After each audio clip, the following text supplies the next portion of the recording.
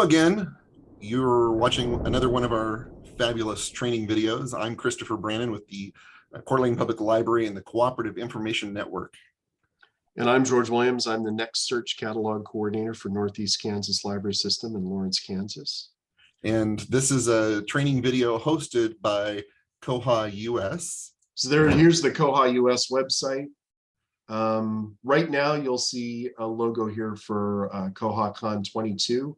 That's a combination of the annual International Koha Conference and our koha-US conference. It'll be held here where I am in Lawrence, Kansas. There's a registration page. I started yesterday or the day before tweeting. Every day I'm tweeting the name of our local restaurant, a locally owned restaurant, so that you'll know where to eat if you come to Lawrence and join us at the conference. The registration is right there. The schedule is here on our webpage. And for these registration closes on August 31st. So which will not be long after this video is released. Yep. This video should go out, what, the 25th or the 18th? So when you see this video, you'll have just a couple of weeks, not quite 2 weeks left to register. So be sure to do that. And you can watch online if you can't come to Lawrence, Kansas.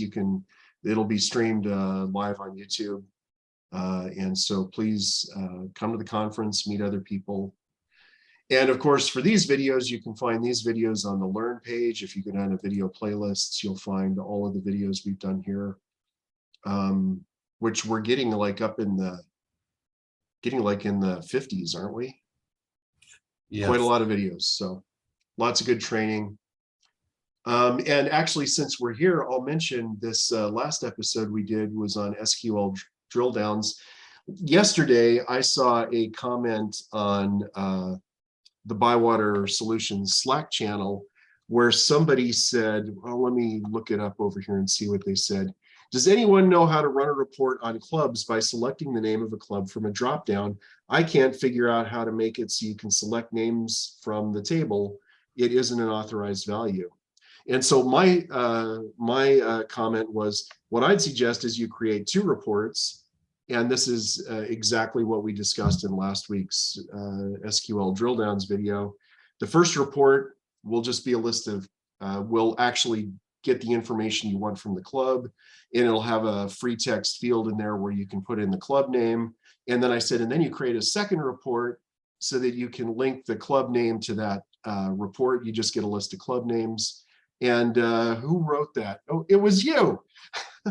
Yes, it was Christopher Brannon. So I made a suggestion to do what we just talked about a couple of weeks ago. How did that work out? It worked out really well. There were several ways to approach this, and I started out. Well, let me give you a backstory here. I mean, when you work on something and you approach it from so many different angles, sometimes some of the easiest solutions just kind of escape you. So we have a newsletter that we want people to be able to sign up for. And originally, we had staff giving patrons, they have to fill out a form for their application for the library. And there's this checkbox. And if you check it, staff are supposed to open up this file and record the email of the patron so that the newsletter is emailed to them. And sounds like a lot of work. Yeah, well, you're maintaining separate documents about the stuff, and I thought, well, why don't we make it so that we can have that sign up within the patron account? And so I was thinking about this, and I thought, okay, we'll set up a patron attribute, and I could do that. But then she wanted the date that they signed up, which you can only record one thing in a patron attribute. So I thought, okay, I'll create a second patron attribute that's hidden, and anytime they select something from the first attribute, it will put the timestamp in there. So I was going about a lot of work. Yeah, I was going about it a hard way, completely forgetting about other features in Koha. And then I thought, well, we could accomplish this with patron lists, but The list doesn't tell you when people are added to the list, does it? No, it doesn't. There's no timestamp in that. And so we just kept it with what I did. And, I shared this idea at the koha-US general meeting, which was actually yesterday. And Andrew, thank goodness he was there, spoke up and said, why don't you just do a club? I told him what we were, we wanted to be able to do it within a patron account, not have to go outside of the account, which was another drawback with the patron lists. You would have to go outside of the account and do it. And so there was no direct method with a patron account on patron lists. And he said clubs. And I thought, oh, I completely forgot about clubs.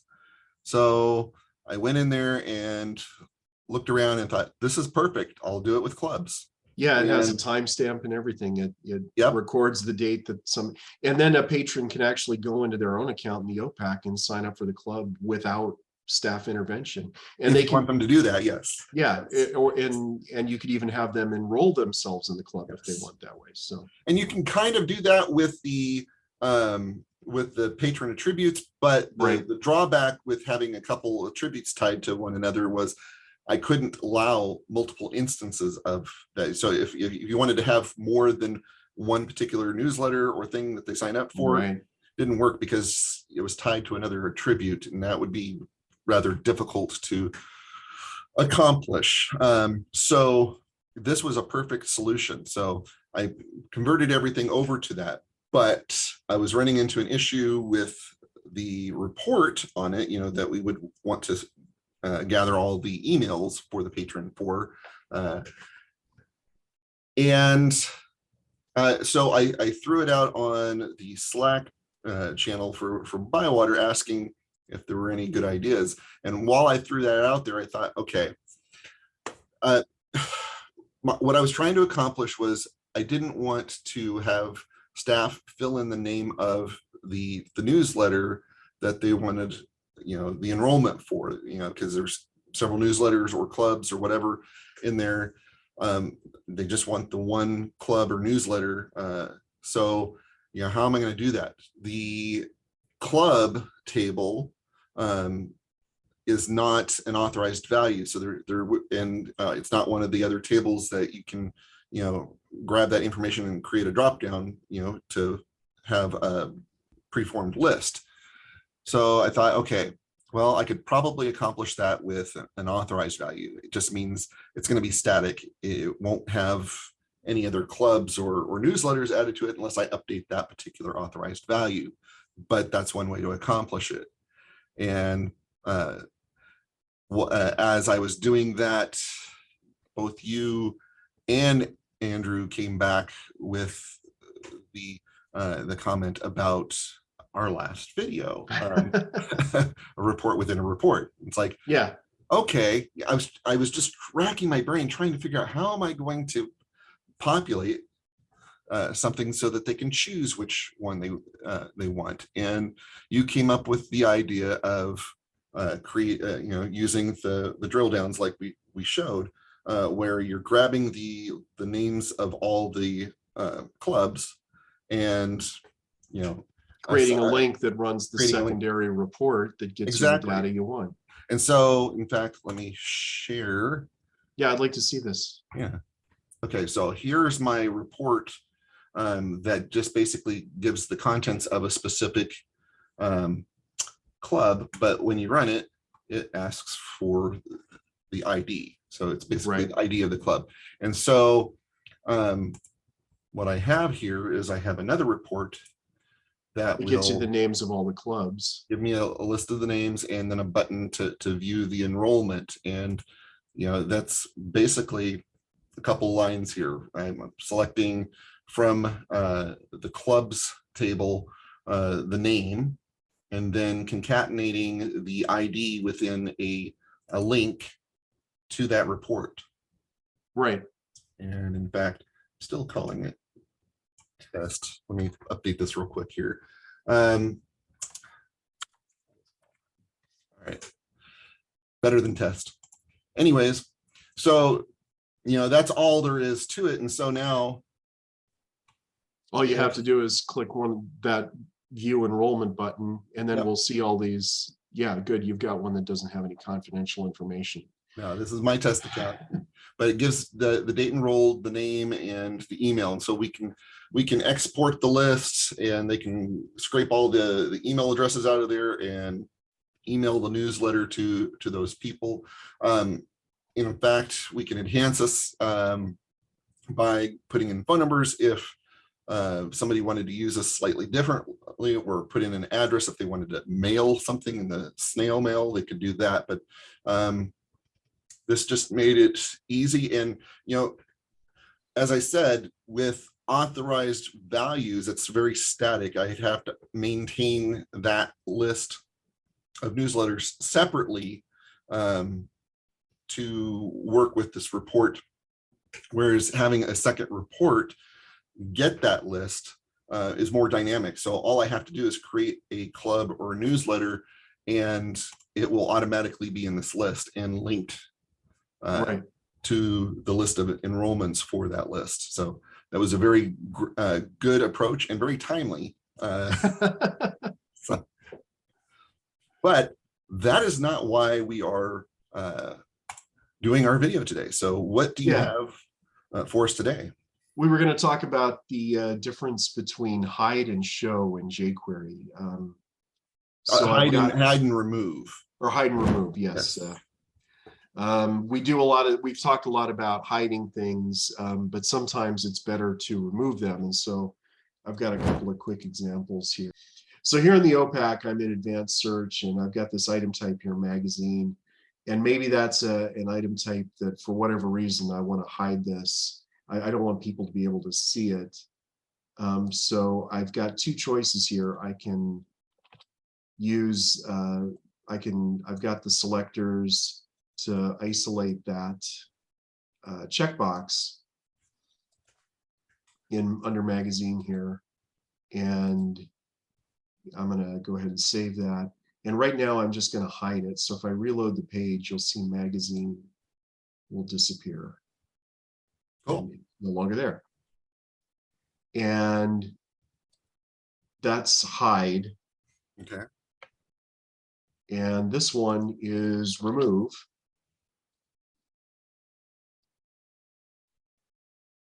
And look, it does exactly the same thing. Or does it? Or does it? Yeah, that's the issue. So let me go back here and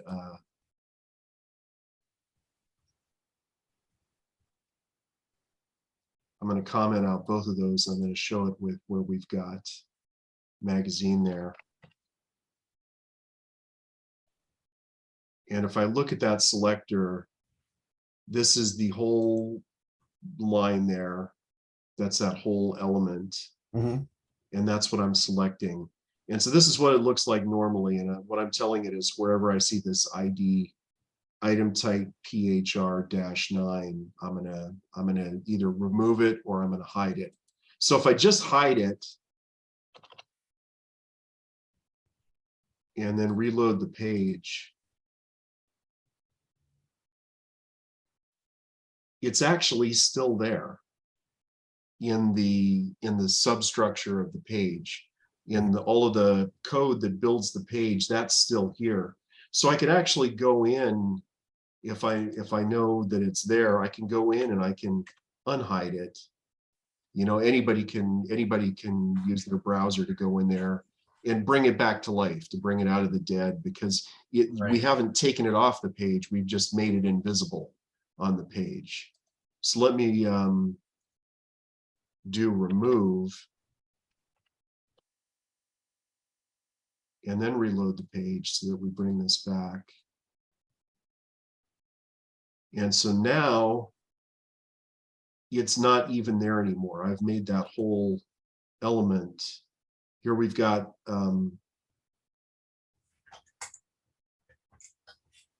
here we've got 8 and 10, and we haven't just made it invisible, we've taken it off of the page completely. Right.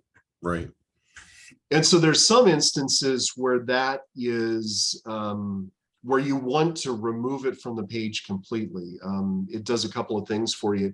It makes the code, it removes it from the code. So somebody can't go in there and resurrect it from the dead. Right. And you reminded me of that when you were saying that, because we're trying to think, why would I want to remove when I can always hide?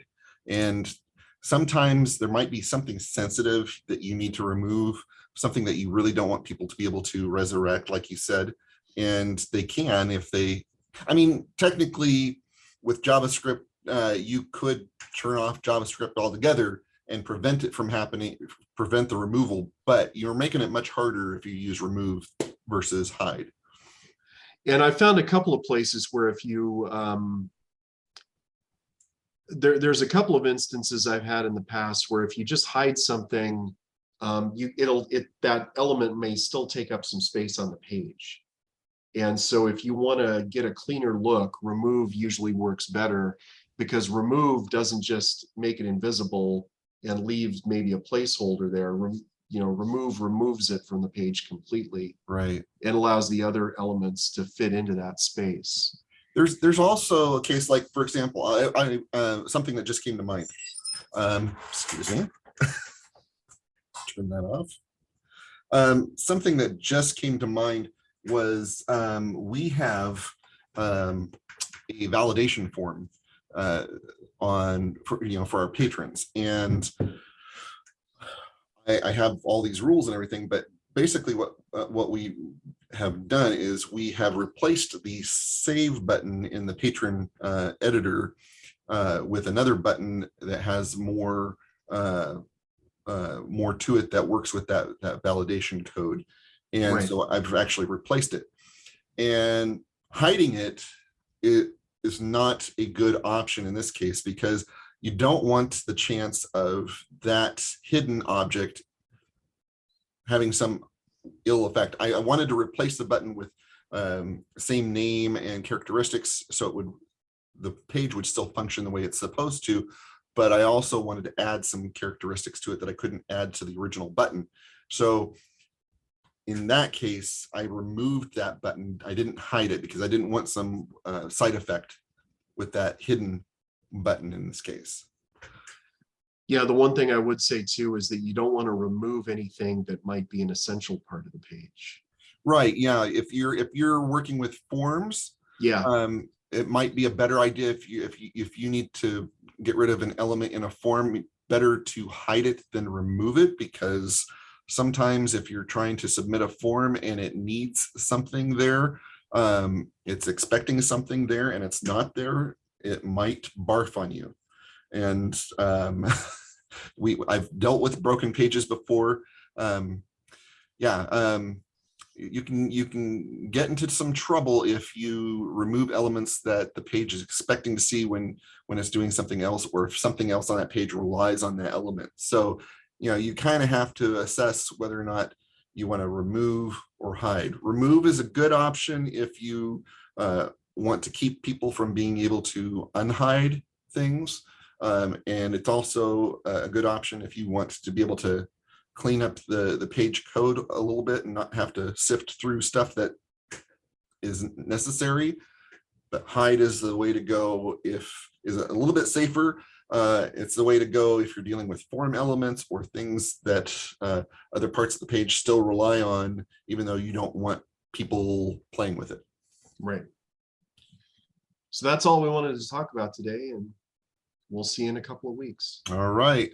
Just a reminder to everybody, please check us out on the YouTube channel. Our YouTube channel has all of our videos, and we would love it if you would like our videos or even subscribe to the playlist, and comment where you can. We've had some comments back. We had a comment on one of our previous videos that we responded to. It wasn't something that we could necessarily cover in our videos, but we'll always get back to you and refer you to somewhere else if we can't cover it. Yeah. So thank you very much for checking out our very short video today, and we'll see you again in 2 weeks. See you later.